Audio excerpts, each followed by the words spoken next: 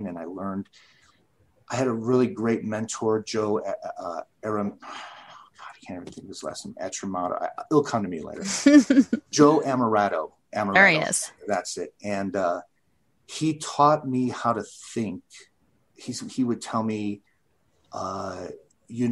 just you'll learn how to model it properly. You have to know study the trends, study the styles, study the classics, and you'll see it in there if you have that propensity. Mm-hmm. And I got to tell you, that was probably the best takeaway I learned Photoshop and I learned Illustrator and all that stuff, and making designs by hand and all that. It's all really, really important because you're visually, triangles, circles, squares, all this stuff.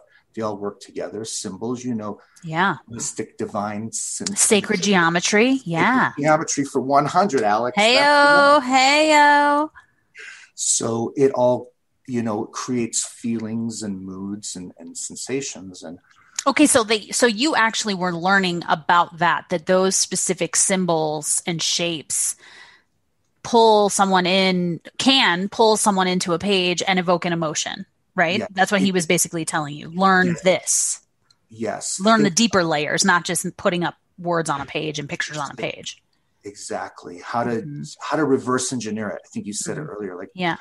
How to reverse engineer it, how to see it. It makes you feel a certain way. Mm-hmm. There's a reason it's making you feel that way. Right. Figure it out. And it's fun because then I would find myself modeling that in my work, and people would say, "Oh, wow, you're so good." I'm thinking, "Oh my God, I'm just really good at knowing how to borrow." So it appears original, which it truly was, sure. Every time. But, probably in the beginning. You're taking the framework, but then you're customizing it for, your clients, right? Right. Yeah. Exactly. Knowing how to tell the story the right way. There was a book by Seth Godin. It's called Love him. All Marketers Are Liars. Yep. Read it. Yep. The Power of Authentic Storytelling in a Low Trust World. Mm-hmm. I read probably the first chapter and a half. I go, I get it. I understand. People, we are looking for authentic people. I would watch TV shows and people are saying stuff in movies. I'm like, shit, people in the theater are laughing. That's funny. Why aren't people saying that, quote unquote, at work, at the office? So I would start, testing that. I don't know if that makes any sense. Yeah. Things like that. And it's fun. You break the frame of whatever environment you're in. You're not necessarily breaking it. You're kind of pushing it a little bit.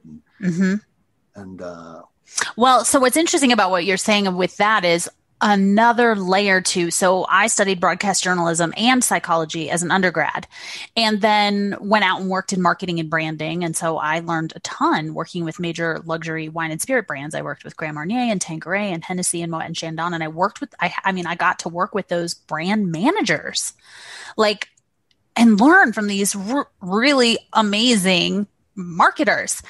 And then I went back and taught, I taught media ethics and intro to public speaking and things like that to undergrads. And when I was teaching media ethics, I came across this documentary, and I know it's on YouTube. It's called Century of Self. Have you ever seen it? Oh, Jerry, how have we not had this conversation? Oh my God, we got to watch this. Today was that conversation. Because it was meant to happen today. So I'll link Century of Self in the show notes too. It's fascinating because exactly what you said. We think we purchase and buy things because we just like the aesthetics of it or the way it looks. No, it's all it's programming, which is what you were doing to the websites, which will tie us back to the hypno, I know. But it's fascinating because the person who is sort of noted as the granddaddy of, or the godfather of PR marketing, kind of that whole umbrella, his name is Alfred Bernays, and he's the nephew. Edward Bernays. He's the nephew. I always confuse if it's Edward or Alfred. Edward Bernays. He's the nephew of Sigmund Freud, who, that's a whole nother crazy train. Mind explosion. And anyway, the long and the short is Bernays figured out how to get people to purchase things, and then brands and companies would go to him. So for example, the tobacco industry in the 20s and 30s, only men were supposedly, it was only okay for them to smoke cigarettes. They went to him and said, well, we could make even more money if women smoked. We got to make it cool for women to smoke. So they set this whole elaborate thing that during the Easter Day parade in New York City in Times Square, the suffragists, who were like the female fierce leaders of the time, would pull out on his cue their lighters and cigarettes. And they had the press and the media all there ready to take their pictures and then put it in, splash it all over the newspapers. And it was called Torches of Freedom. Right. And then boom, you see all those ads that started showing up in the magazines and newspapers of women being all glammed out, but smoking cigarettes. Right. And so anyway, he learned a lot of his tricks from Freud. Hitler actually read a bunch of Bernays' books, and that's where he learned a lot of his propaganda tactics, his public speaking, the repetitiveness and the speech, NLP, all of that kind of stuff is tied together. So it's interesting to hear that also in the back end of web design, that it's very similar patterns and triggers. Yeah, absolutely. Putting in the mood. Yeah. Ed Bernays, I know he wrote that book Propaganda before he wrote the marketing book, or advertisement, something like that. Yeah, I'm glad you mentioned that. I remember learning about that. Torches of Liberty, they were called. Oh, Torches of Liberty. And they held their cigarettes over their hands, over their heads, like they were statues of liberty. Yes, right. Liberty, yes. Yeah. Because it was, like you said, it was taboo for women to smoke. Well, so Freud told him that a cigarette was the symbol of a penis. So to empower women that's why they held them up high also, right? Like, right. This is my symbol of that. This is my sort of masculine. It's crazy town. Isn't it? And it is. Do you want to go down one rabbit hole deeper? Yes, please. So this actual framing of the Torches of Liberty, we're actually creating the propensity of a lifelong habit. That end is not so happy for everyone. Mm-hmm. You know what I mean? Right.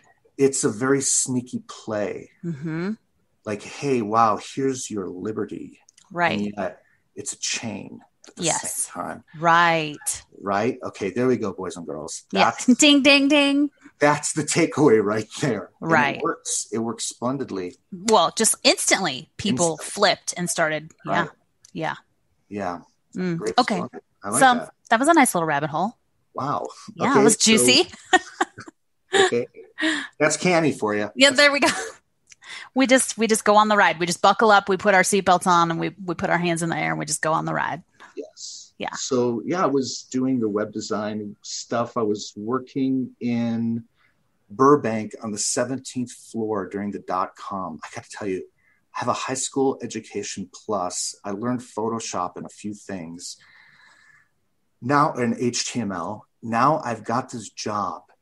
I worked for a newspaper. I got laid off 3 weeks before our son was born, but they gave me like a $5,000 severance check and 6 months of health insurance, which thank you, Jesus. Wow. So in the meantime, this guy that I worked with, he was my supervisor. He's like, hey, I always see you working on HTML. You want a job at this company that I work for? And he was working part-time at the newspaper. I go, sign me up.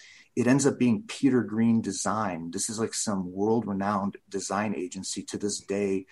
He makes the caricature playing cards for like professional sports. So like Shaq and all this, every player, like there will be the Queen of Hearts and the Ace of Spades. And he's been doing this for decades now. Massive amount of money. He draws everything by hand. He's a gifted artist. I saw a picture of him when he was younger. He looks like a Billy Corgan from Smashing Pumpkins. Oh, wow. That. Yeah. But now as an older man, he's gray hair and he doesn't look anything like Billy Corgan. But anyway, he was a great mentor of mine of learning about things. So I worked for him, and then he's like, hey, I'm going to work at this place called speedyclick.com. And, you want to work there because they can pay you really good. And I'm like, holy cow, yeah. And this is Peter Green, and this is great. So next thing you know, I'm in the 17th story high-rise office complex, open bays. Just think of those movies, in the corner, sitting next to this kid named Ace Harrison. At this time, I was probably 31 and he was 17. And we would see these most gorgeous sunsets coming down over Burbank and Pasadena. I don't, looking west from Burbank, whatever that direction is. And this one day I'm sitting next to him. I go, hey, Ace. And he was corner. And I was right next to him. I go, Ace, dude. He goes, what?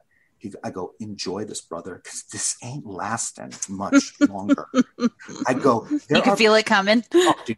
I go, there are people in their 50s who have creeped and crawled up to get the corner office on the 17th floor, and you're some 17-year-old kid, and you've got it. He looked at me and kind of goes, ha, ha, ha, you better believe it. I'm like, holy cow, what kind of people am I getting in contact with now?